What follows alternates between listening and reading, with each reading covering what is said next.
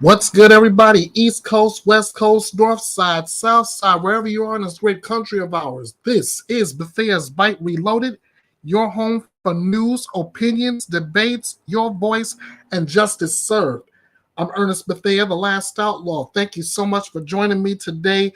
And today, especially, oh my goodness, I'm putting the word loaded in reloaded. Here's what I'm talking about. We have a developing story out of the Atlanta area where a couple allegedly starved, imprisoned, and abused a 10-year-old boy. More on that in a moment. We have two stories that I plan on dropping. Um, I plan on doing a rant, something I've done a rant that I've actually done before, and no, it's not about bullies. And I wanted to cover a little piece of information that I got in my email on yesterday. But before I do any of that, I want to direct your attention to this screen here. In our missing persons file, this is Chase Anthony Carson. He's been missing out of Omak, Washington since February 20th of 2020. Here's the details. He was born February 7th of 1994. February 7th. I should know a little something about that date. He stands 5'9", weighs 178 pounds. He's Native American. He has black hair, brown eyes, has tattoos on his chest, left breast, left hand, and his right arm. The FBI is offering a reward of up to $10,000 for information leading to the recovery of Chase Anthony and the identification, arrest, and conviction of those responsible. He was last seen on the morning of February 20th, 2023 in Omak, Washington. He was reported as a missing person on the Colville Reservation on March 15th, 2020. Foul play is suspected in his disappearance after it was reported that he had gotten into an altercation with two other individuals. The FBI is working in conjunction with the Colville Tribal Police Department and the Bureau of Indian Affairs Missing and Murder Unit to conduct a formal investigation into the disappearance of Carson. The FBI is seeking information, as I mentioned, leading to the location or recovery of Carson and information leading to the identification, arrest, and conviction of any persons involved. If you're in that area of Omak, Washington, and you see something, please say something. If you have any information concerning this person, contact your local FBI office, the nearest American embassy or consulate, or submit a tip online at tips.fbi.gov. That's tips.fbi.gov. Let's find Carson. Let's find Chase Anthony Carson. Let's bring him home safe. Now, let me get in my chat real quick. See who's in the house. Avery. Good to see you, Avery. How you doing? All right. Let me get down with these with this developing story here first. I'm gonna start out here in the Atlanta area. I want to pull this article up, but I also want to pull up the press conference that went with this as well. Well, I'm gonna start here first. I'm gonna duplicate this tab.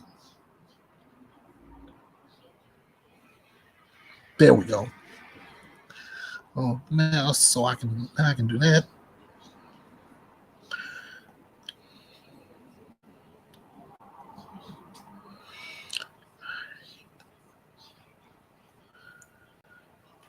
Okay, good.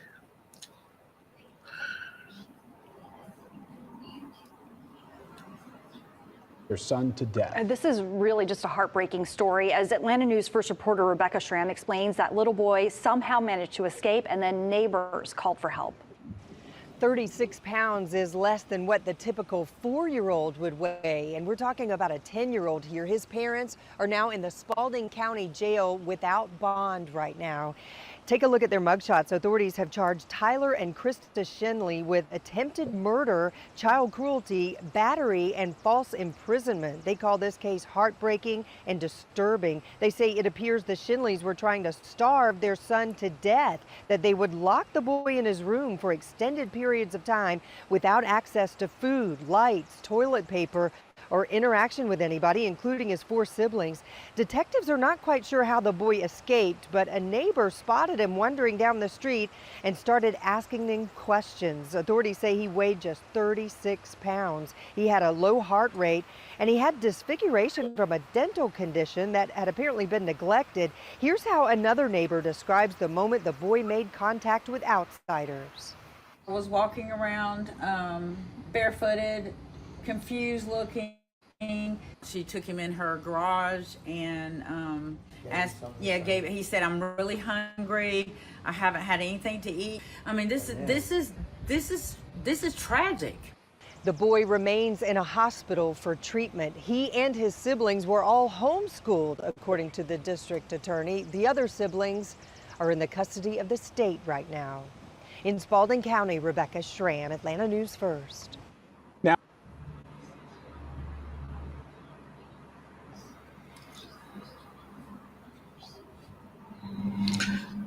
Now, ladies and gentlemen, boys and girls, let me tell you, this is the kind of case that really irks me. It makes me sick. Why do I say it like that? Simply because I've lived through it. I've lived through it. Here's the information before we go to the press conference. Griffin couple has been arrested after police discovered a 10-year-old son who weighed just 36 pounds wandering through their neighborhood. During the news conference, Griffin authorities announced charges against Tyler and Krista Shenley stemming from a May 12th incident. According to the police, the residents in the area of Westminster Circle called 911 to report a lost boy wandering in the neighborhood. Upon arrival, officers noticed the condition of the boy, describing him as thin with discolored skin and visible injuries. The boy told police he was hungry and that he was walking to a nearby Kroger to get food. Due to his condition, he was rushed to a nearby hospital. Investigators say the juvenile had an extremely low heart rate at the time of his evaluation. The couple now faces charges of cruelty to children, false imprisonment, battery, and criminal attempt to commit a felony, among other charges. According to the affidavit, the parents intentionally withheld food from their son and locked him in his bedroom with no access to food, lights, hot or warm running water, outside view, toilet paper, electronic communication, human interaction, adult supervision, or access to exit the bedroom for extended periods of time and on multiple occasions. Griffin police described the abuse as deeply disturbing. Court documents suggest that the Shenleys not only abused their son, leaving dental injuries and disfiguration, but did so in the presence of other minors in the home. The affidavit stated that the couple did commit the offense of murder in the second degree while in the commission of cruelty to children in the second degree. However, officials later clarified that the 10-year-old boy is still alive, saying a computer glitch caused the mistake. During a court hearing Monday, a judge denied bond for both parents. Both of them are currently in the Spalding County Jail. In my opinion, that's where they deserve to be. Now, I'm going to get you right to the press conference that was held, and I can tell you this from seeing it myself firsthand. The DA who's overseeing this case, who's going to try this case, she had the same emotions I'm feeling right now, and trust me, I'm upset and I'm saddened all at the same time. Let's go to that press conference.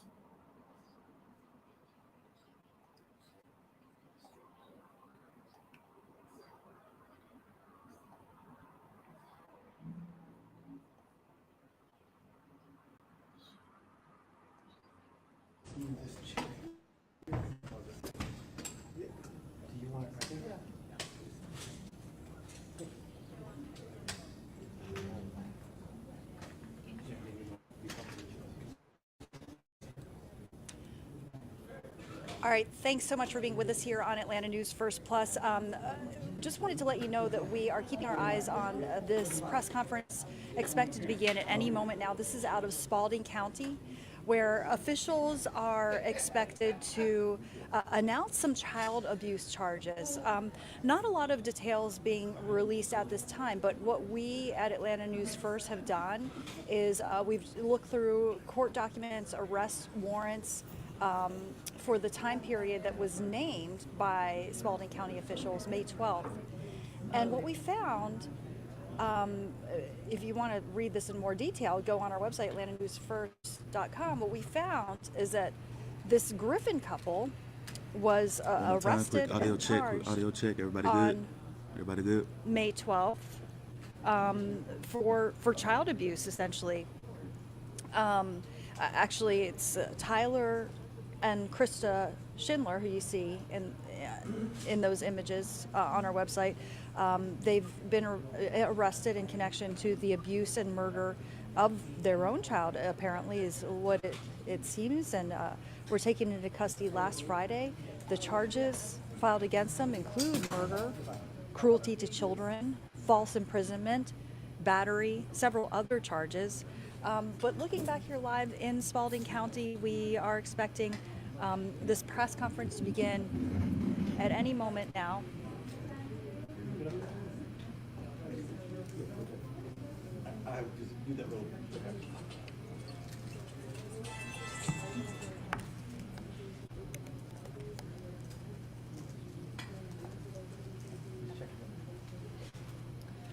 Officials there expected to just deliver their remarks, make an announcement regarding charges filed in this case. ¿Está bien? ¿Sí? ¿Este está bien?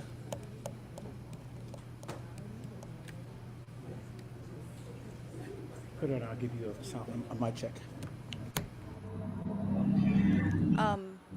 So, you know, that's some crew members just kind of adjusting the microphones and so forth as officials prepare to deliver their remarks on these child abuse charges. And what we are anticipating, again, just having looked through the arrest warrants and the court documents, we do know that this couple was charged on May 12th with cruelty to children, false imprisonment, battery, murder, among the most egregious of the charges, and really some disturbing detail shared in these warrants, which again you can view on our website, atlantanewsfirst.com, and also if you haven't yet downloaded our app, Atlanta News First Plus app, just go ahead and do that. And you know, that's a good way to just kind of keep you up to date when there is breaking news. You know, you can get alerts sent to your phone however you want to set that up, but that's a way that we're able to just kind of keep up to date with the latest, keep our viewers up to date with the latest, but really disturbing information that is revealed in these arrest warrants. The warrants allege that this couple intentionally caused visible physical injuries to the 10-year-old victim and withheld medical attention and even food. And the warrants allege that they instead locked the child up alone in his room for extended periods of time and did so on multiple occasions. That the warrants say that they actually would lock him in his room with not only any access to food, but no access to light, no access to hot or warm running water, no outside view whatsoever. No toilet paper, no electronic interaction, no human interaction, no adult supervision, and no way out. So essentially locked in with no way out, and none of the essentials. Okay, it looks like let's go ahead and listen in. Looks like some activity there at Spalding County. All right. My name is Investigator Powell. I work for the City of Griffin Police Department. I'm the Public Information Officer. We appreciate everyone coming today and your interest in this matter. We wanted to have a press conference in order to get everything clear and concisely released at the same time, and give a complete news release. The reason the charges appeared in reference to this with the murder is a computer autofill glitch. Murder was never charged. There was just criminal attempt to do so. That being said, I'm going to bring up my partner to speak on the case. Hey there, I'm Investigator Spears. I'm with the City of Griffin Police Department. I'm lead investigator on this case. I'm gonna give you a little bit of information that I have. This case still is active and ongoing, so information is limited. On May 12th, morning hours, officers responded to the 1700 block of Westminster Circle in reference to a lost child. The call came from neighbors in the area who noticed the very small child walking down the street. They made contact with the child. He stated he was walking to the store to get some food. The neighbors asked him if he was okay, and he stated that he was hungry. Officers arrived and spoke to the child. The child asked the officers to please not make him go back. Officers noted that the child seemed very small, very thin, his skin was discolored. So the child was then transported to the local hospital where he was being treated and is being treated for malnutrition and a very low heart rate. The child was discovered to be 10 years old, and at the time he was taken to the hospital, he only weighed 36 pounds. Like I said, this is really early in this case. The investigation is active and ongoing. However, I can let you know that the parents, Tyler and Krista Shinley, have been arrested and have been charged with the following charges: attempted murder in the second, or homicide in the second degree, attempted malice murder, cruelty to children in the first degree, cruelty to children in the second degree, cruelty to children in the third degree, battery, simple battery, and false imprisonment. This is our district attorney, Marie Broder. Thank you, Investigator Spears. Good afternoon. I understand and just briefly addressed at the beginning that there was some confusion as to the charges because of how they were listed on the sheriff's website. It's an interesting note that in the state of Georgia, we don't have attempted murder under that statute. You have to charge the criminal attempt to commit a felony, that felony being murder. And I believe the intention is to release the warrants to you so you can see how that is charged. The child is still alive. When he reported to the hospital, as was briefly mentioned, his heart rate was extremely low. He was extremely malnourished, and they had to stabilize him here at Spalding. He has then been transferred to another hospital where he is receiving treatment. As you all know, and being a child prosecutor for most of my career, child abuse cases are record heavy and record intensive. We have requested everything that we can. We have obviously records we need to retrieve from the hospital. We have records that we need to retrieve from defects if there are any. We have cell phones that have to be looked into. So we are actively investigating this case, and we are getting all the information that we can. So what we have right now is limited, but I can tell you that the child is stable as of now. Is the child the intended murder victim? Yes. The state alleges in the warrants, and it is my office's decision to move forward on the criminal attempt for malice murder for starvation. The child was being starved to death is what we will argue. How long do you believe the child was deprived of food? The child has not even been interviewed yet to get a firm timeline, to just be candid, so I don't want to go into that specific. But when he is released, we will have a full forensic interview with him, and we'll be able to know more about those details. Ms. Broder, can you say how the child managed to get away? The child somehow escaped, and he was walking the street trying to get to Kroger to get food when some individuals that lived in the area found him, and very good people that they are, brought him in and got him some water and some crackers and reported it to police, and we're very thankful to them. What I will say is this case is disturbing. It's heartbreaking. I have tried many child abuse cases in my career, and this child was simply put being starved to death. And it is tragic. To give you some context, I have a 9-year-old, and she currently weighs 76 pounds. This 10-year-old little boy weighed 36. Do you believe the doors were locked? Hang on, y'all. I'm so sorry. Let me go with you first, and then Ms. Matthews, I'll go to you. And then Ms. Gunnels to you. Do you believe the doors were locked, or how was the child being kept in the home? We do have evidence of confinement, but I don't want to go into too many details about that. But there is evidence to support the idea that the child was confined, yes. And I believe there is a warrant for false imprisonment. That would give you a little bit more detail on that. Yes, ma'am. I've received information that the Shinleys left this child home alone while they vacationed to include trips to Disney and a cruise. Can you confirm that report? I cannot confirm that. I have not listened to their interviews yet, so that's not something that I can confirm. Was the child left alone with an older sibling after the tornado?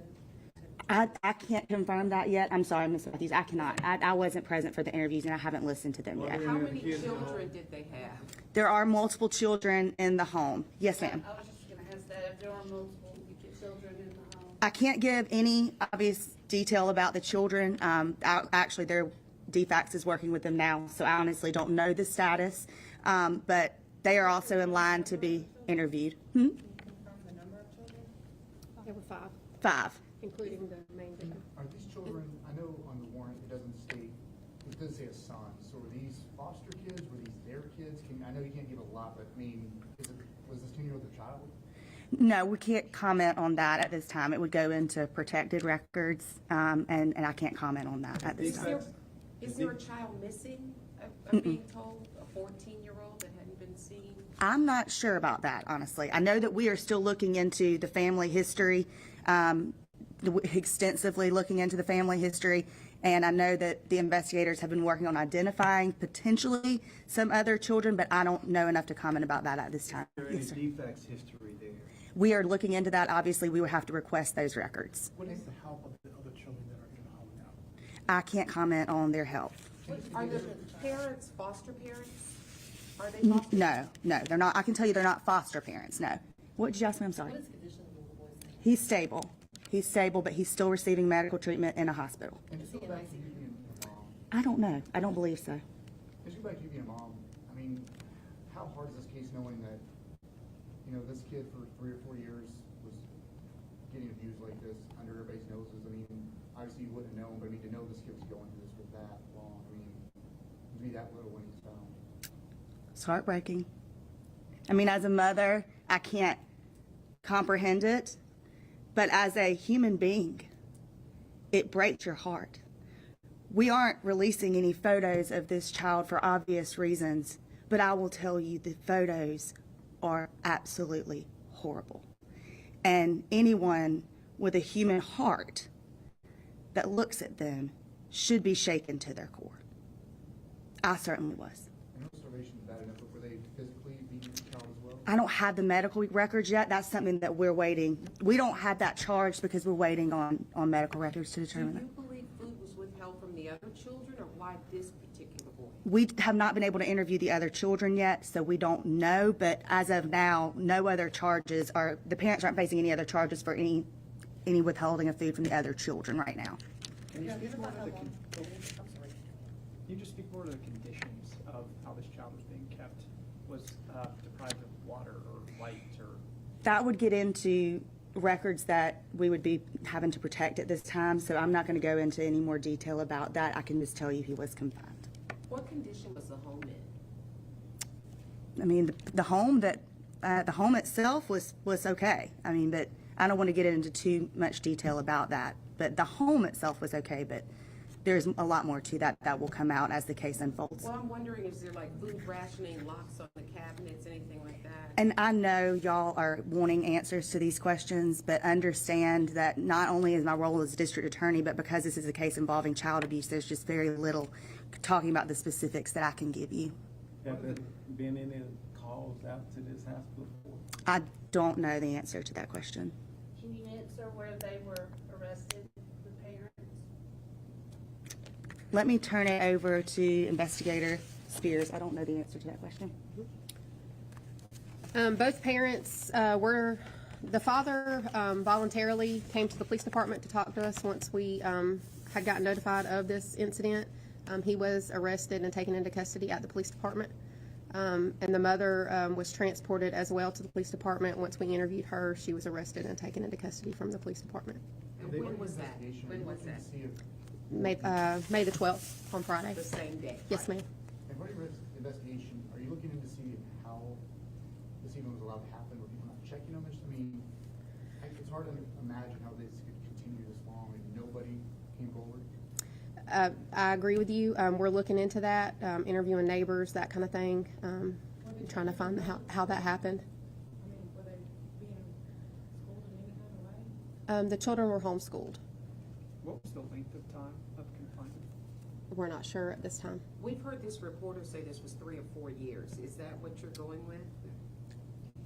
I'm not sure at this time. I can't answer that. And part of, I'll stand with her on this, part of it is because we still have to forensically interview these children to narrow down the timeline. So I understand that the child has been in a hospital, so we haven't been able to forensically interview him yet. As soon as we do, we'll be able to answer more of the timeline. Have the parents made any statements to explain what this is all about? We have spoken to the parents. We have interviewed them, but I can't discuss what they've disclosed at this time. But this is their 10-year-old son. This is their child. Yes, ma'am. Any reason why this particular child was being starved to death? We're trying to figure that out. We're not sure at this time. Did the quarantine relative to the pandemic help these parents to conceal this child? That was a statement that was provided to us. That's a possibility. Yes, ma'am.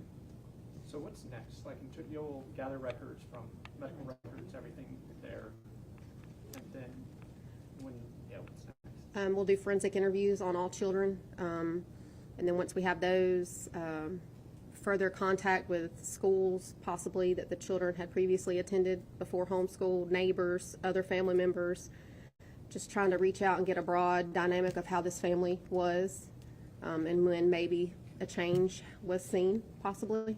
Can you give us a range on the children's ages, the youngest and the oldest?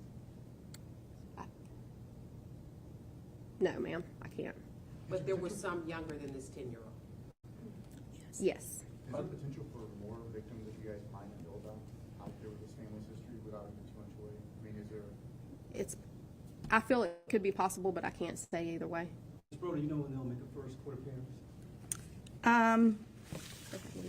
They had one yesterday, I believe. And then we would expect to have a bond hearing probably in the next upcoming weeks. And to answer somebody asked a question, I'm sorry, I can't recall who it was, about what's next. A lot of paper for these investigators, a lot of work, a lot of interviews.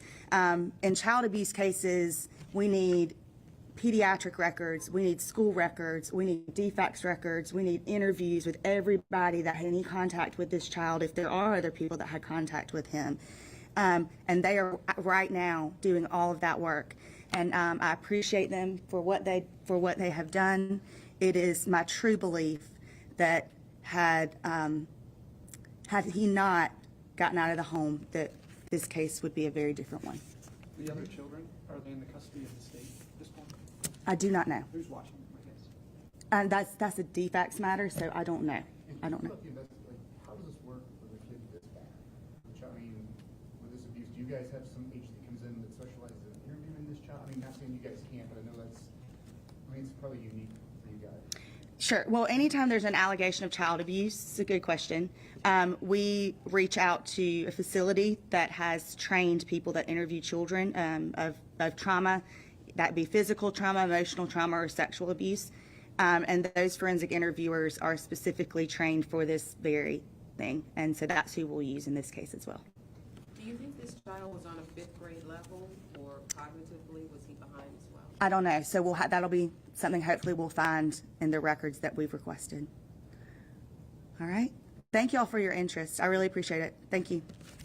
I think that's all we have.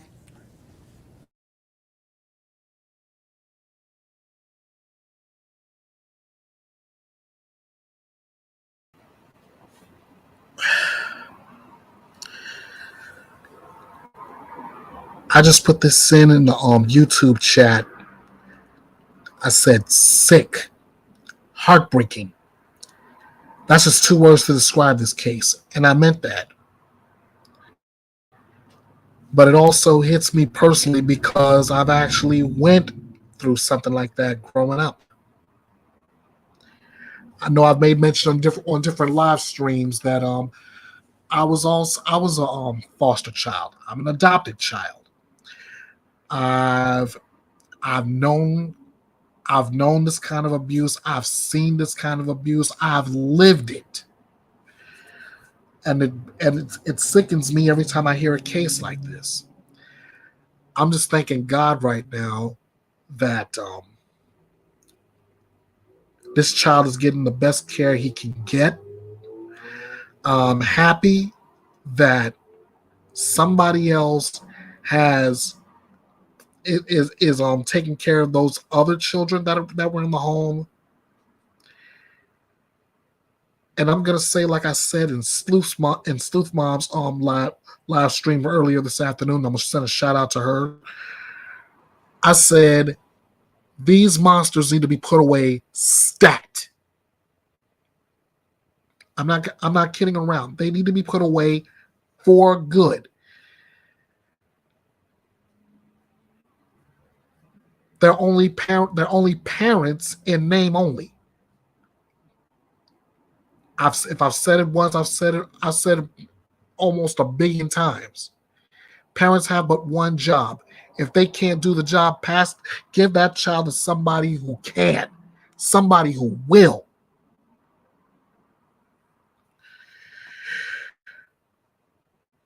Like I said, this is a developing story, and I will I'll take them. my wife, gotta love her, says she'll take them. I love you, babe. Not all of them. I know that's right. Love to, but I can't. Anyway, this is a developing story, and I will update this as often as I can because normally I don't do this with certain news stories and cases like this, but this one is personal to me. This one's personal to me because, like I said, been there, done that. Well, now that we got that, I'm gonna go right into the meat and potatoes of why I originally had this edition set. I want to begin with. I want to take a trip out to the great state of Texas with this next story.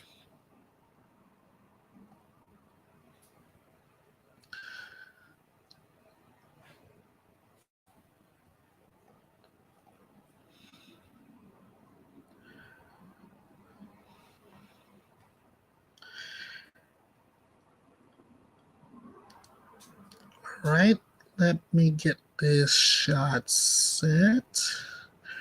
Window. There we go.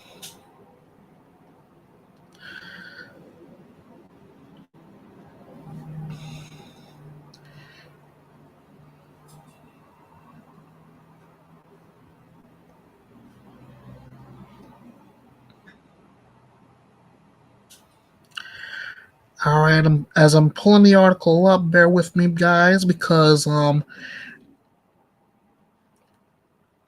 remember I've dealt with disturbing stories before, or so. This is nothing new.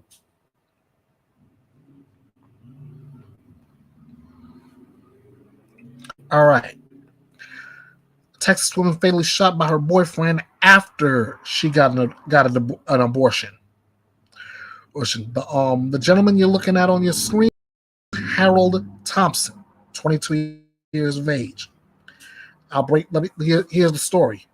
A man who didn't want his girlfriend to get an abortion fatally shot her during a confrontation in a Dallas parking lot, according to police. He was jailed on a murder charge as of this past Friday. Texas banned abortions roughly 6 weeks after after roughly 6 weeks of pregnancy in September of 2021. But nearly all abortions have been halted in Texas since Roe versus Wade was overturned last summer. The only exception is in cases of medical emergency. Gabriela Gonzalez, age 26, was with her boyfriend, 22-year-old Harold Thompson, on last Wednesday. Yes, indeed, Avery, this is a tough case. I won't lie to anybody watching this. She was with her boyfriend, 22-year-old Harold Thompson, on Wednesday when he tried to put her in a chokehold, according to an arrest warrant affidavit. She had returned the night before from Colorado, where she had gone to get an abortion. It is believed that the suspect was the father of the child, the affidavit said. The suspect did not want Gonzalez to get an abortion. Surveillance video from the parking lot shows Gonzalez shrugging him off, according to police, and the two continue walking. Thompson then pulls out a gun and shoots Gonzalez in the head. She falls to the ground, and Thompson shoots her multiple times before running away, according to the affidavit. Thompson was arrested later Wednesday and is being held in the Dallas County jail without bond. Court records did not list an attorney who could speak on his behalf. Gonzalez's sister was at the scene and heard the shooting, police said. Another witness saw Thompson try to choke Gonzalez but couldn't call police because she didn't have a cell phone. At the time of the shooting, Thompson had been charged with the assault of a family member who accused him of choking her in March. The affidavit from March does not specifically name Gonzalez as the person who was assaulted, but it does say the woman told police that Thompson beat her up multiple times throughout the entirety of their relationship, and that Thompson told police the woman was pregnant with his child at the time. The woman reiterated that she is scared of the suspect because he had made threats to harm her family and her children. All this is according to the affidavit. Now, I've said this many times. Now, if you take a look at this guy right now, you're probably thinking, some people look at him and say, "Oh, this guy's got a mental condition." Maybe if you're looking at this picture like I am, but remember what he's being charged with. He killed his girlfriend. Why? Because she went to get an abortion and he didn't want her to get one. Now, I'm not going to try to make a political issue out of this. That's up to you guys. No matter what side of the agreement, what side of the argument you're on, that's on you. But this is still a case of murder just because things didn't go his way. And if he's willing to do that, can you imagine what else he was willing to do? I mean, he did have her in a chokehold, right? How you doing, Marissa? Good to have you on the stream. Like I said, Harold Thompson is right where he needs to be right now. And if there's a hearing for bond or anything, he shouldn't even get one. That's my honest opinion on that. He should not even get bond.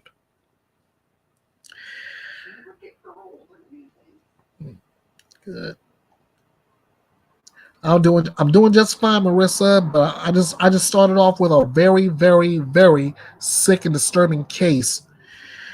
Ace with the 10-year-old child who weighed only 36 pounds, and the parents were arrested for abuse, starvation of that child, and pretty much attempted murder.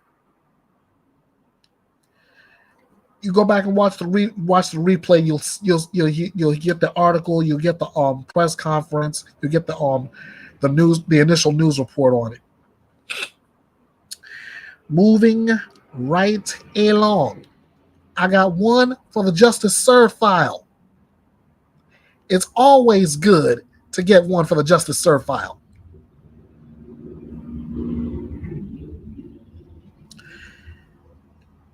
Let me pull my article up here.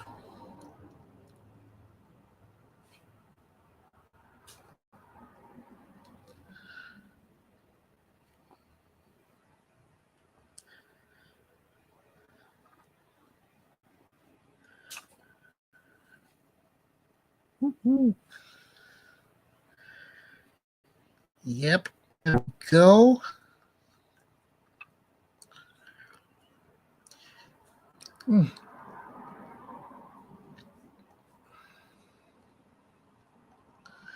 All right. On your screen now are the photos of both Danny Dabbs and LaTiffany Chambers. Now, if you were to be in the very same room with me, I'm looking at these two pictures and I smile big because, like I said, I'm filing this under Justice Served. Listen to this. A 31-year-old man in Mississippi will spend several decades behind bars for beating his juvenile stepdaughter to death and physically abusing his two younger stepchildren. A Hinds County Circuit Court judge on last Wednesday sentenced Danny Dabbs to a combined 50 years in prison. 50 years. Following the brutal 2020 death of 17-year-old LaMonica Tucker, prosecutors announced. According to a press release from Hinds County District Attorney Jody Owens, Dabbs pleaded guilty to one count of second-degree murder in Tucker's death, 2 counts of felony child abuse over the abuse inflicted on Tucker's younger siblings, a 14-year-old boy and a 12-year-old girl. He was sentenced to 40 years on the murder charge and 10 years on the child abuse charges, with the sentences running consecutively. Can I get some love for that?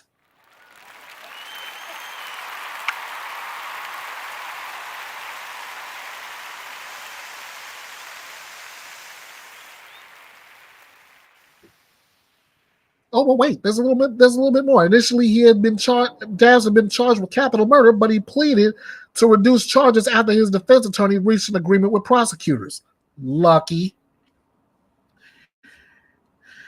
LaTiffany Chambers, Dabbs' wife and the children's biological mother, she was convicted on 1 count of capital murder and 2 counts of felony child abuse following a jury trial. A judge sentenced her to life in prison without the possibility of parole on the murder charge, plus an additional 10 years on the child abuse charges.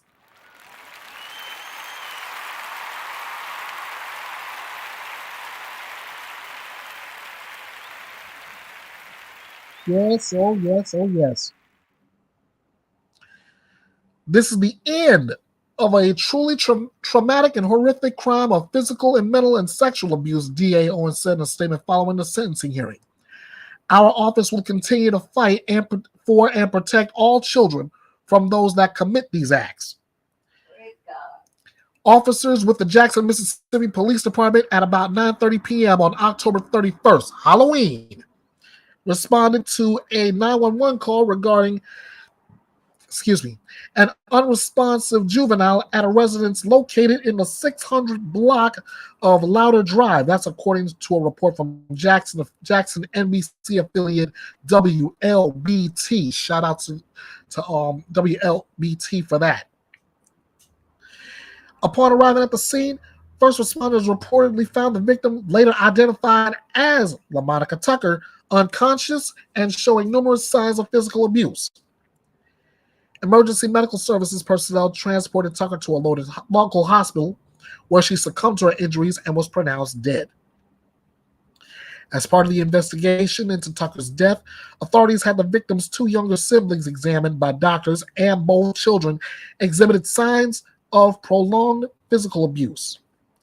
Following Tucker's death, Lee Ann Brandon, the director of communications for the Mississippi Department of Child Protective Services, told the Clarion Ledger that the family had been reported to the agency multiple times in the preceding years, and the parents were ordered to complete counseling in 2016 after accusations of child abuse were substantiated by investigators.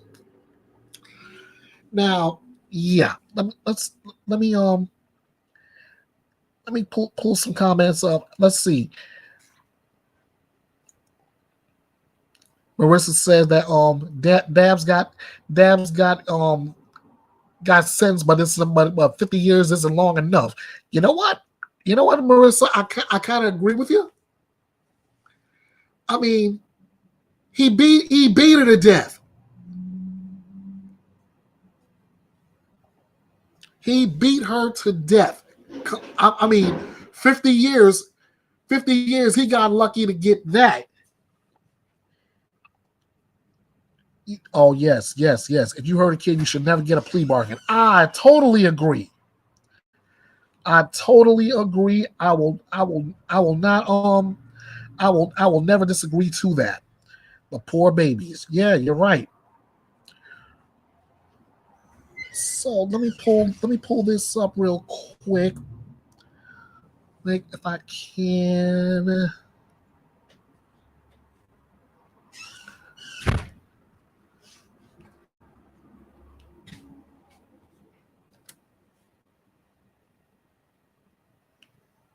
Mm-hmm. All right. Here's your breakdown of the sentence. Danny Dabbs. He's found guilty of second-degree murder, guilty of felony child abuse on a 14-year-old boy, and guilty on the felony abuse on a 12-year-old girl. He gets 40 plus 10 for the murder and child abuse together, both running consecutively. Like I said, he got lucky. The Tiffany Chambers, guilty of capital murder, guilty of felony child abuse for the 14-year-old, felony child abuse for the 12-year-old. She's guilty for that. She gets life plus 10 years. Again, running consecutively. Ladies and gentlemen, you think the guy got off a little bit better? You be the judge.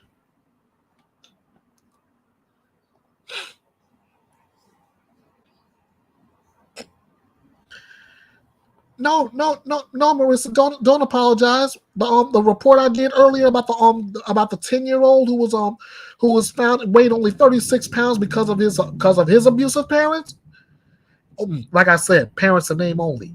I was in my feelings too because, like you, I've been there. It's all right. I totally understand. Whew, my God. All right, let's see. What's next on my agenda? It bad. Yes, you're right. They are monsters, and they need to be put away. Stat.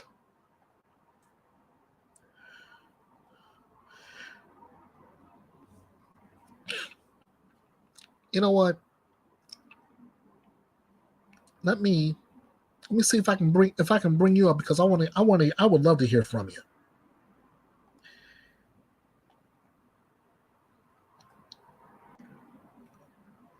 I'm gonna give you the link. You can either click on it or copy and paste in a new browser window or tab.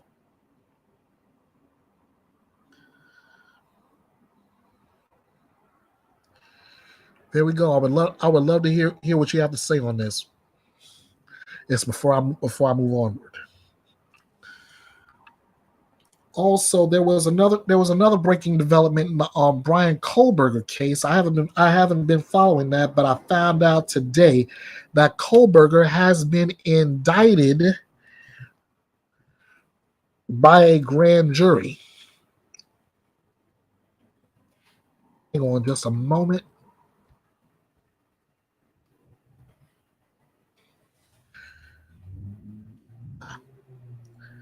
Well, yeah.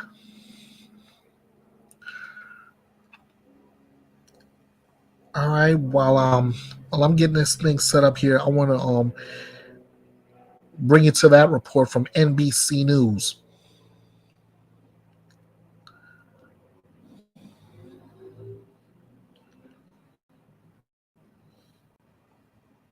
Indicted the man suspected of the killings. And NBC's Steve Patterson joins us with more details. Steve, we're back with new developments in the murder of 4 Idaho college students. A grand jury has indicted the man suspected of the killings. And NBC's Steve Patterson joins us with more details. Steve, what's the latest details on this indictment?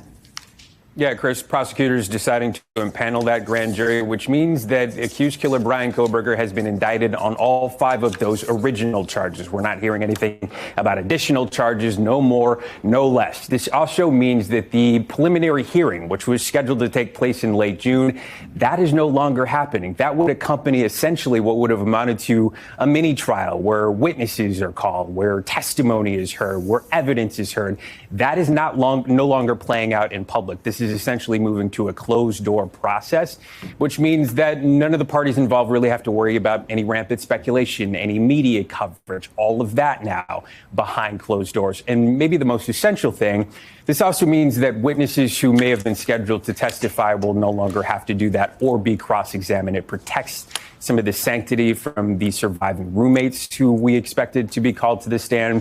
And it also means that this process may be further elongated. Kohberger now facing an arraignment hearing on Monday where he's expected to enter a plea. But again, those 5 charges remain, and the next we'll hear from him is that Monday court date, Chris. Steve Patterson, thank you for that.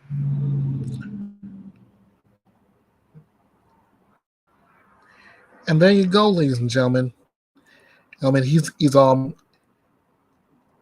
been indicted. It looks like it's gonna be a closed door session. And as a reminder for those who have been following this, Kohberger's been charged with the murders of Maddie Mogen, 21 years of age, Kaylee Goncalves, 21 years old, Xana Kernodle, 20 years old, and Ethan Chapin, 20 years old. It's just I just got finished watching a few couple days ago one of those 4 being posthumously awarded their either their degree or certificate. I'm gonna bring you another a little something that NBC News has added when they were honored at the commencement ceremony.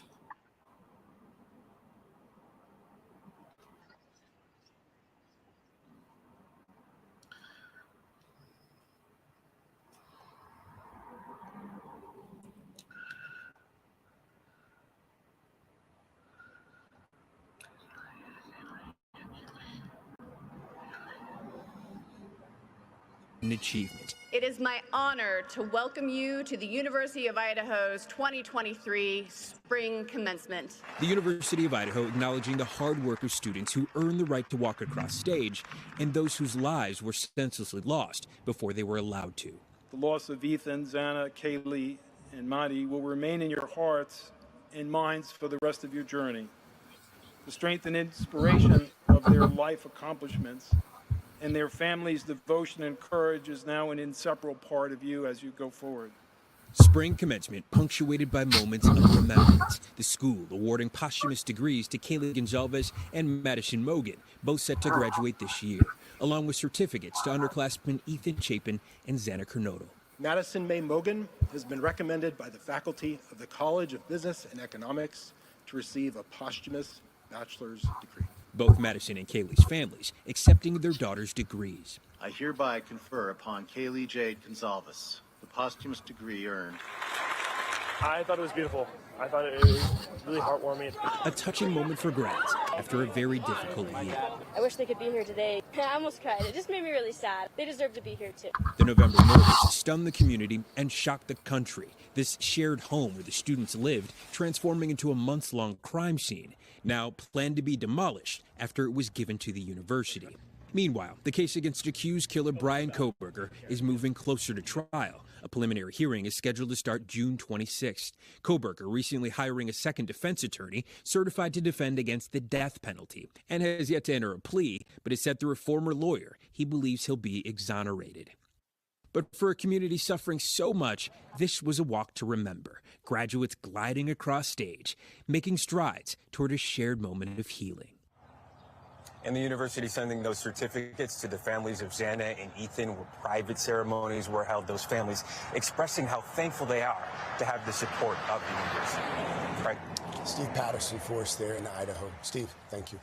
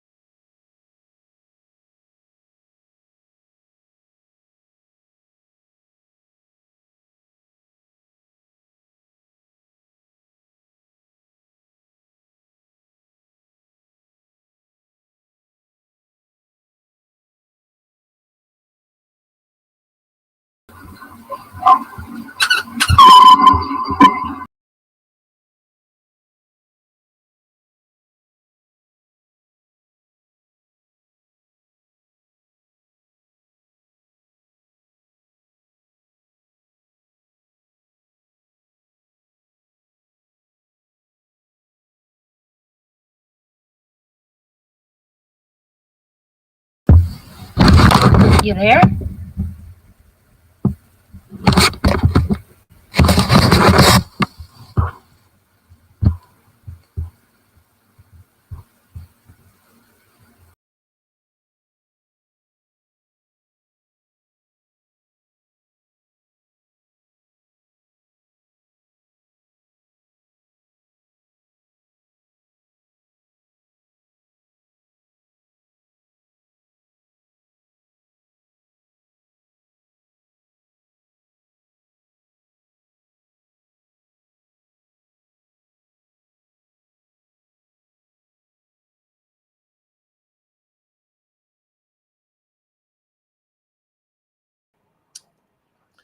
My apologies, everybody. I've been on mute. Okay, let me try this again. Marissa, can you hear me? Can you hear me?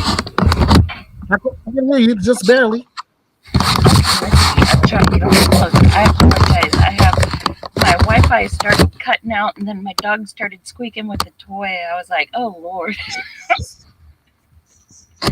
Was there anything good to do?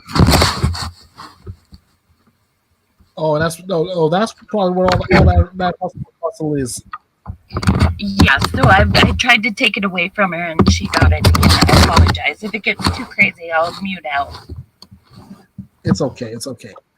Hey, I was about to start up a rant real quick, and I was trying. I've been on mute. See what I mean? Okay, let me try this again. Melissa, can you hear me? Yes, I can. Are you on YouTube? Maybe just barely. Okay, Marissa, are you on YouTube? Yeah, I just turned it off. I realized my bad. I'm sorry. No problem, no problem. Now, I forgot to close out the tab. Yeah, okay. I forget how these things work. My apologies. It's all right. It's all right. It's all right.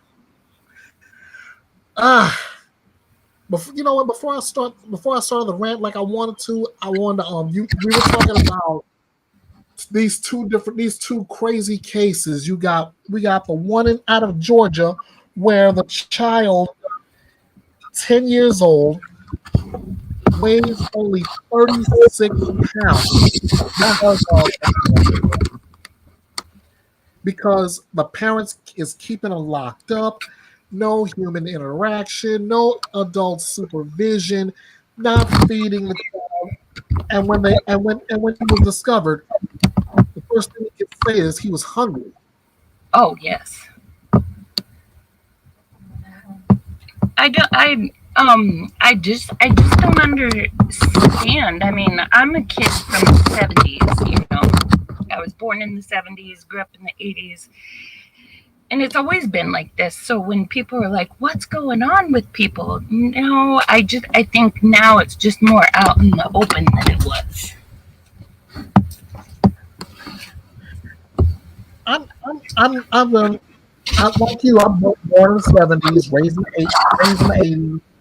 80s. Been there, done that. Yes. And it's sickening me every time I hear about this. In fact, I got into the true crime community because of a case like this. Out in Florida, there's a pair of parents right now.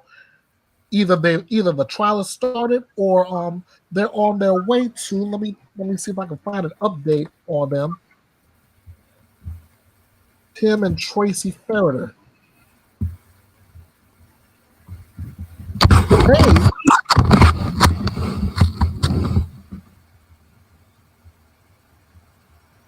They had their child.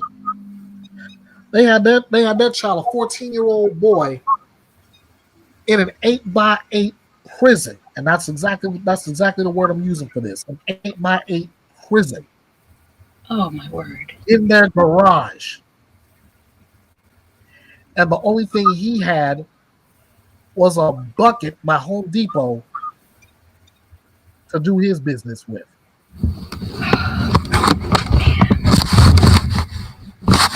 I mean, like I was saying, I mean, horrible things like this have always happened, but do you feel like people are getting more brazen, like, because the justice system doesn't really crack down on this, or what the hey is going on? I'm like you. Sometimes I don't understand this world. I don't. No, but then again, it's not the world. It's some of the people in it. Yeah, I mean, I could rant all day, but it just doesn't do any good. I like solutions. You know, I like to look like what can I do, but this. I mean, I'm fairly intelligent, but this kind of stuff takes my words. Like, usually I'm pretty well spoken, but these kinds of cases it takes my words, because like I said earlier, I get in my emotions. I totally understand. Some of these cases leaves me gobsmacked also. I mean, it's always a case of, how do you do something like that? Yeah, and you think you hear the worst, like the one you just told me. I was like, oh my gosh, and it made me think of, there was the little boy in California. I can't remember his name, and then there was that house, like 7 children that were being locked up and starved, and the one girl escaped. I was like, oh God, that's got to be the worst I've ever heard. And they keep getting worse and worse. In this case, the 10-year-old somehow was able to escape because they found him on his way to a Kroger just to get some food. God bless that baby. Now, and like I said, you'll have to watch the replay in this. I sure But will. the DA used this example. She has a daughter. She's 9 years old and weighs 76 pounds. Oh my goodness. She weighs 76 pounds. The boy in this case weighs only 36. 36 pounds. That's a toddler's weight. Thank you. 10 years old and 36 pounds. That was the little boy that's missing out of Texas, Noel. Yeah.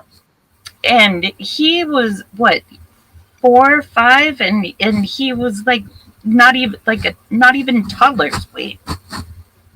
Oh my God. You know, that's just, but the thing is people assume because we have the DSHS or the Child Protective Services, and if families are in a system that's good, people are going to monitor them. No. You know, and the schools can only do so much. You know, it's like a lot of people have gotten in the mentality like you got to mind your business. What happens in people's homes isn't your business. But I'm telling you, you and I both know, you know, kids that come from that background, it's like you pray for adults to have eyes on you and not mind their business. I waited for years for somebody to notice what was going on. Mm. You know, little kids just wait. They think adults will save them. That's the mind of a child. They're looking for that. They look for that hero. And if it's really that bad at home, I'm sorry, I interrupted. I was gonna say they're looking for that hero. They believe that they believe like a lot of us adults do. Heroes do not always wear capes. Right. And you know, and the thing too is kids aren't going to come and tell you if it's that bad at home because they're terrified. You need to say, hey baby, are you okay? You know, you look hungry. Are you hungry? And I had a teacher that would bring me extra food in the morning and would bring me food to take home, so I had something. She knew, and she tried, but they said, nope, everything's fine there. Go on about your business. But she knew. I was gonna say I also subscribe to the Michael Jackson thought of common sense when it comes to kids. You know the song, and if you know the song, you know this lyric. If you can't feed the baby, then don't have a baby. Yeah. And don't think maybe if you can't feed the baby. Yeah. Yeah. Common sense. You know, but I get it. People have problems and issues, you know, but and I don't try to make excuses for these monsters, but I get that. But there is supposed to be a system of checks and balances. Exactly. You know, it's like people do your jobs, neighbors, look out, you know, that old proverb, it takes a village. People need to have eyes on babies and not be afraid of being rude or, you know, like starting drama. If somebody said, hey, you know, are you abusing your kid? I'd be like, no, but thank you for your concern. Thanks for having eyes on my kid. Mm-hmm. You know, I wouldn't take offense. I'd actually be like, thank you. Right. But also on the flip side of that, you know how they say the guilty speak, right? Right. Right. So take that same situation, and that person responds, why don't you mind your own bleep bleep business? Children are my business. There it is. I'm sorry, but I may be that nosy, that lady, but Don't please don't be sorry. Don't be sorry. Like I and said, I'm like I not said, trying to be. we agreed a few minutes ago that children look for those heroes, and they believe that sometimes heroes don't always wear capes. They can look just like you or me. Right. Yeah, I don't. I do understand it because I know people have problems, and I mean, I'm not trying to come across self-righteous because I'm a parent and I had made mistakes, but I worked really hard to fix it when I realized, I was putting my daughter in harm, and I don't, want to go into make it all about me, but I did everything I could to try to fix because I didn't know how to parent because of my background, and so I really worked because when I saw fear and pain in my daughter's eyes, I was like, okay, I'm not going to become that monster. There you go. And like I said, speaking of monsters, these parents, I'm using air quotes here. Yeah. You anytime you're in the position of a parent, and you abuse that child, you starve that child, you imprison that child, a prison of your own device, you're only a parent in name only. Yes. But and a lot of times these parents, air quotes, they have the services, and everybody thinks, well, the kid's protected, they're under CPS, or but a lot of times the kids are just to keep benefits and stuff as well. Yeah. And it's like, Yeah. Like the little boy that was missing out of Texas, Noel, or perfect example, Lori Daybell. She after she got rid of her kids, she kept the services. Mm-hmm. So there's I don't know where I'm trying to go with this, but is some people get into that mentality, they don't see their children, it's all about them. I think it's a little bit of narcissistic or some type of personality disorder, and they're not focused on parenting. Some of these cases I don't get, including one that I've uncovered on last week. I got a letter from someone. I won't say she's associated with the case, but she is related to one of these defendants. Oh. This was the thing I wanted to cover, and I actually want to have her on an edition of Bethea's Byte Reloaded, because I talked about her story about 5 days ago, and like I said, this woman emailed me, and I was like, her and for the ex-wife of one of these defendants to come on one day. This is the letter I received. Wife? Ex-wife. Listen to this letter. Okay. She says, hello. She says, hello, I am Sierra Soltani's aunt, Terry Anderson. My sister, Tammy Byers, is Jason Soltani's ex-wife. She is also in this email if you would like to contact her as well. I'm writing to fill you in on some of the details you are missing in your podcast. This is going to go to my rant a little bit later.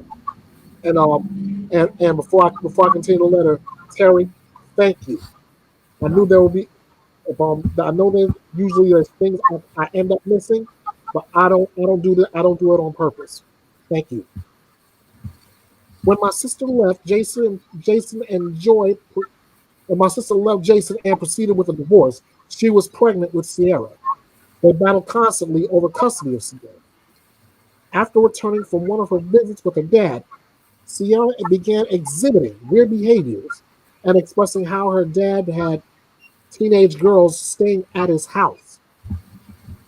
We had found out that those girls were Joy and her sister. She was 15. She had stated that he was sleeping with them in her bed with them, with her in bed with them. He also stated that she was having trouble eating, that she wasn't allowed to eat regularly. We reported this to DHS in both Oregon, where my sister lives, as well as Crowley County, where Jason lives. Crowley County, Colorado. Oregon did an interview with Sierra and forwarded that to Crowley County CPS. They felt that was sufficient and did not move to interview or inspect the house. This report ended up in front of a judge. He, as well as CPS workers, felt my sister was a quote-unquote troublemaker and was being spiteful due to the custody battle. They handed Sierra over to Jason full-time as they felt my sister was tainting Sierra and causing unnecessary harm. We continue to try to fight the system and report the abuse. They turn a blind eye. Instead, Jason groomed Joy into a wife whom he met at age 10. Oh. And they proceeded, yeah, and they proceeded to get married as soon as she became an adult. My niece has been trapped there this whole time. We have tried every possible avenue to get her away from this man. Jason and Joy went on to have a total of 7 children. There are at least 3 that are undocumented and 1 that has since passed. It's probably the one that I reported. Joy is currently pregnant with her 9th child. The reason I'm reaching out to you is because of my niece. She is absolutely brainwashed. She is now 20 years old. She has been under her dad's care since she was 10, with the occasional visit with my sister. My sister made multiple attempts to keep contact with her, but Jason slowly cut that off. And once my niece was 18, he stopped all contact. This girl has no access to a phone, no social media, and no vehicle. She was forced to go to community college with her stepmom, and she was not allowed to be unsupervised. I do believe Jason has not only brainwashed her, but has been abused in multiple ways. I do think the main reason she is staying with him and trying to stick it through is because she may possibly be the mother to one of those undocumented children. Oh God. Oh Lord. I will never condone any abuse ever, but I do know if Sierra was of any part of it, it is because she was forced to. She should have been removed from that house along with those other children. But because she had turned 18 2 weeks before this incident, the state did not see it that way. I do not know Jason. I know Jason has many victims, most of whom have only spoken with me. Oh, excuse me, let me correct that. I do know Jason has many victims, most of whom have only spoken with me. And I do believe my niece, and to some extent Joy, is also his victims. I have made multiple attempts to reach out to my niece as well. I know that the sheriff's office believes she's a witness, not a suspect. I cannot seem to get her to understand this, and I have not been able to establish any kind of contact with her. Her mother and I are terribly worried of what may come about or what actions Jason is willing to take. I do know she is a good person in a crappy situation and is absolutely stuck in the spot she is at. This town is extremely rural. Even I am 4 hours away.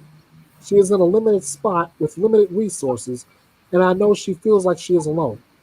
Please continue to get the word out there. But I just wanted to fill you in on many of these details.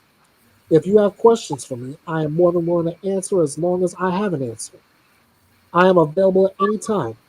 I do know much of the abuse these kids suffered. I am just trying to do what I can to protect those kiddos, and I'm hoping one day I will be able to help my niece as well. Thank you for your time. Sincerely, Terry Anderson. That's a good auntie. Wow. Yeah. I totally agree with you. And Terry, I'm gonna respond to your email after this live, and like I said, I would love to have both you and Terry on an upcoming edition of Bethea's Byte. Let me tell this story from your perspective. And right now, as far as when I first covered that story, I figured just in the case of Sierra, suspect. Now that I've read Terry's letter out,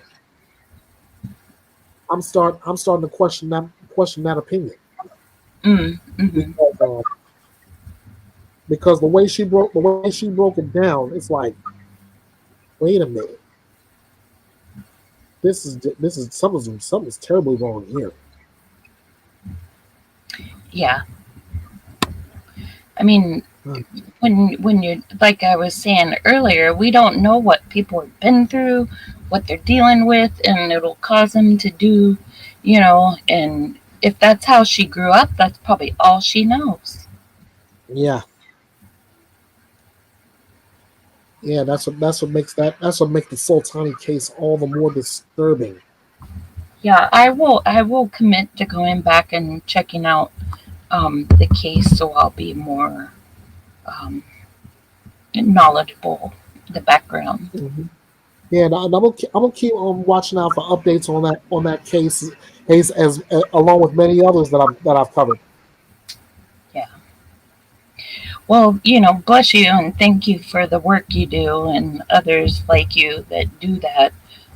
It's tough stuff to talk about, but Yeah, it's so necessary because, if one person hears this, it can help them deal with their past or, help them be more mindful of other children. Like if you have that neighbor and they just don't seem right, you're right. You're right. we just And can't tuck this under the rug and not talk about it. that's true.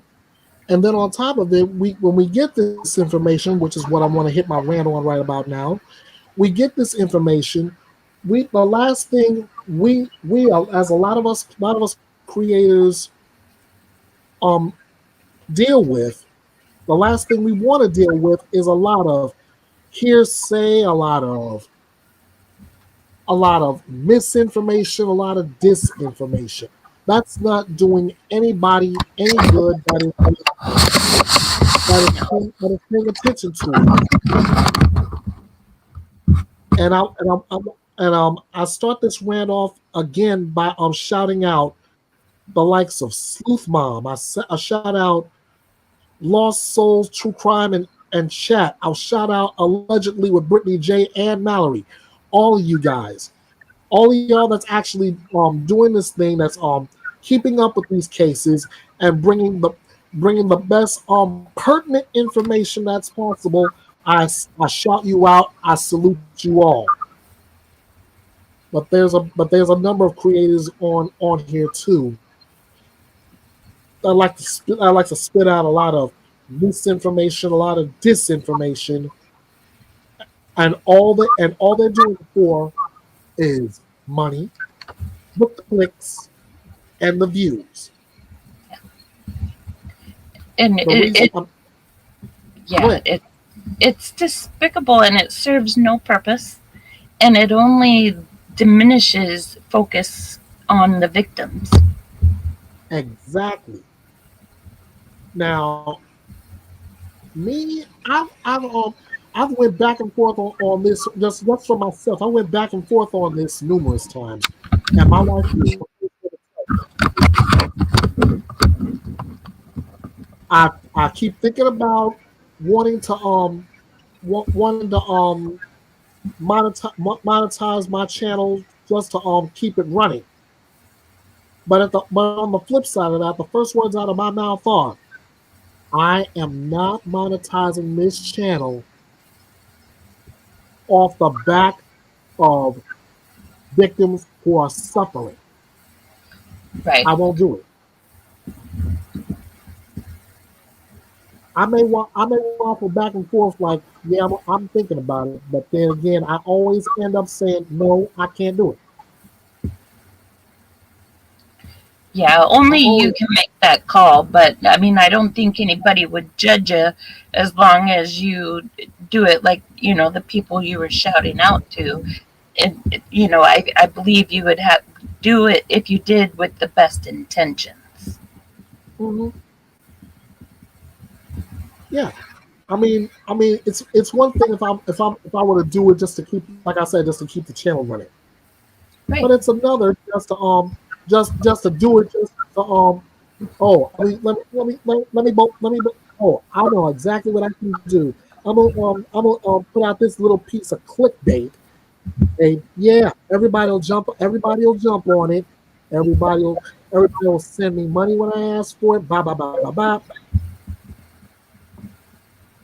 And what am I really doing? Yeah. I'm doing myself a disservice. I'm really doing everybody that watches me a disservice, and I'm doing the victims a disservice.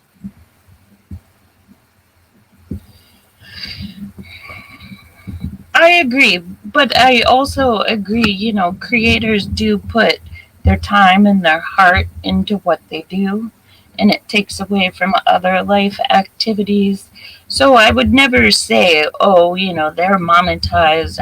I'm not that way, and it's not my business what happens to your pocket or anybody else's. You know what I mean? But most people can see through that. They should be able to. So my bottom line is this: if you're gonna put out the information, and I want everybody who watches this channel as well, call me out if I'm missing something. Make sure I'm double, triple, quadruple checking my sources, because I have a standard to live up to. And my standard is simple. I refuse to come on here live or pre-recorded and spit out any misinformation or disinformation in a case that is certainly not going to help out anybody at any time. Well, I appreciate that. Go ahead. I appreciate that, and I appreciate others that do that. That verify, and it's not for drama or just putting anything out there, because that serves no purpose. My wife just spun around to me and she said she is a content creator, but she's a content creator in a whole different realm. We're talking about in the true crime community that they'll spit out all these different pieces of information. It's not accurate, but they play it off as accurate, all to get the views, all to get the clicks, all to get the money. Yeah. I apologize. My neighbor's dog's having an episode. Do you want me to hop off? That's all that matters. Not in true crime, darling. I mean, the views. That's how you get paid. Not when with the true crime community is what they'll do is like they'll put out these they'll put out these clickbait information. They should just based off of somebody having. That's what I'm saying. They'll put that out. They'll use that as clickbait. Everybody goes and flocks to that creator. And they'll continue to spit out misinformation, disinformation, and they'll say they'll right in between spots they'll say, oh, please send money to my PayPal or my super chat or this or that.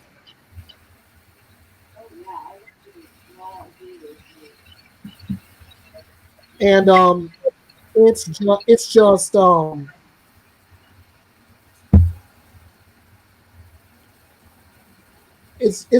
it's just alarming to me how they get away with that. Number one, and number two, how many of the victims suffer. It's alarming. Yeah. I mean, that's where I draw the line. If you're coming up with some crazy, unverified, and you don't have the receipts, no, I'm not okay with that. But I do appreciate, the work. You're doing work. So why not be compensated for your time? That I have no problems with. But when you, like you said, when you come up with the clickbait, or that's just not okay to me. Some people like it, and I could see like maybe call it entertainment, but still, when it hurts the families of victims or hurts somebody who is dead and they can't speak for themselves, no. I can never do that. Yeah, you don't need to be salacious.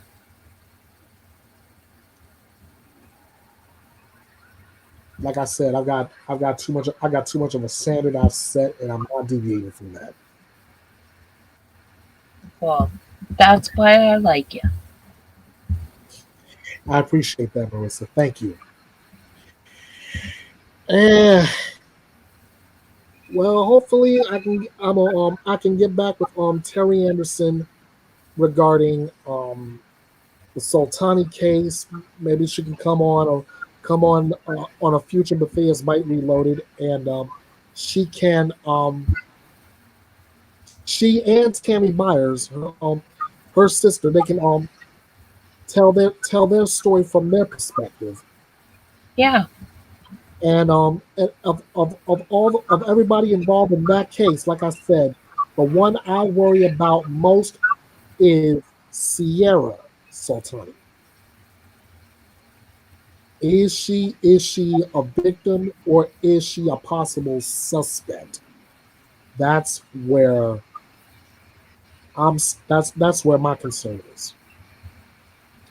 Yeah, well, sometimes with that, there's a very fine line, because, like I said, if you grow up in that, that's all you know, and you don't know when you're the victim or the perpetrator. Mm-hmm. Not trying to justify it. I just try to look at both sides of stories. Let me I believe also that we're also under a verdict watch we're under a verdict watch also that I'm trying to keep up with.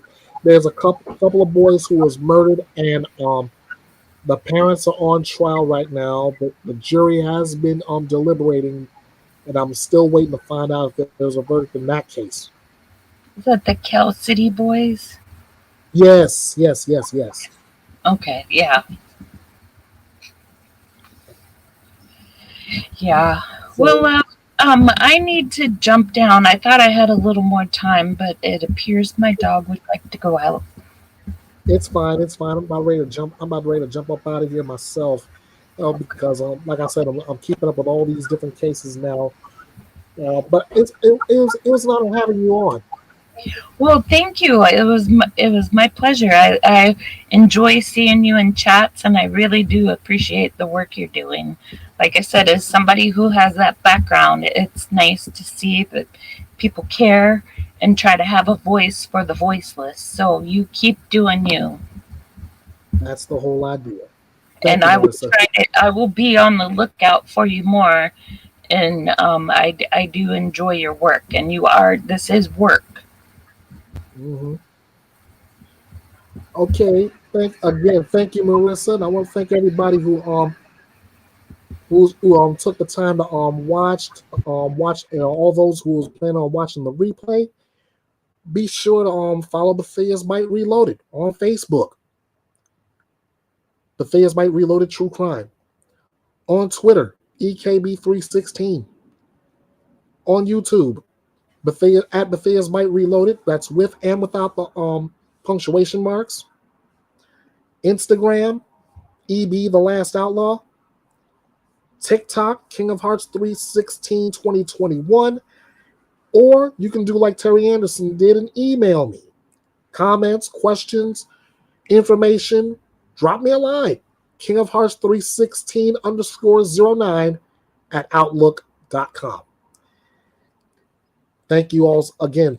Thank you all so much. You're the ones that keep this thing running. Until next time, Ernest Bethea, The Last Outlaw. Until we meet again, you all know what to do. Bite this. Hey guys, this is The Last Outlaw. Because of you guys, Bethea's Byte is reloaded and running fine. Without you, however, the channel has no engine and does not run. So to all of you who watch the videos and have subscribed to the channel, I have 2 simple words for you. Thank you. Let me make this quick. If you enjoyed the video, or if you want to give your feedback on it, I'd like you to do the following. Like this video to get more eyes on it. Subscribe to the channel if you haven't already. Be sure to click the notification bell to be notified of future videos. Share this video all over your social media. Drop your comments on this video. Good or bad, I will respond. Be sure to follow Bethea's Byte Reloaded all over social media. At Bethea's Byte Reloaded True Crime on Facebook. At EKB316 on Twitter. At Bethea's Byte Reloaded on YouTube, with and without the punctuation marks. At EB The Last Outlaw on Instagram. At King of Hearts 316 2021 on TikTok. Email me at kingofhearts316 _09 at outlook.com. Hit me up on the message forum at www.betheasbyte.com. This is your home for news, opinions, debates, your voice, and justice served. This is Bethea's Byte, and it's reloaded.